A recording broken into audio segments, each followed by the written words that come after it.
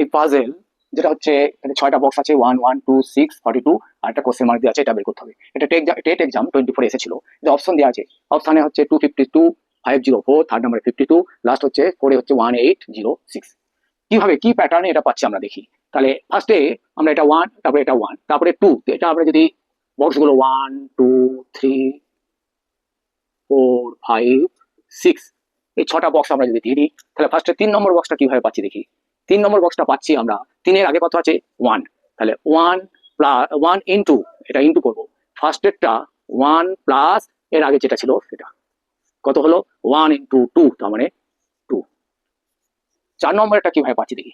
4 নম্বর এর আগেটা কত 2, 2 ইন্টু ফার্স্টেরটা কত 1 প্লাস এই যেটা বের করবো সেটার আগেরটা হলো 2, তাহলে কত হলো 2 ইন্টু 3 ইকুয়াল টু কত 6। এখন আমরা 5 নম্বরটা দেখি, এটার আগেরটা কত 6, তাহলে লিখবো 6 ইন্টু ফার্স্টেরটা কত 1 প্লাস এই আগেরটা 6, তাহলে কত হয়ে গেল আমাদের 6 ইন্টু 7 ইকুয়াল টু 42 এসেছে। তাহলে আমাদের রুলস কি হলো, রুলস হচ্ছে যেটা আমরা বের করবো ঠিক তার আগেরটা লিখবো।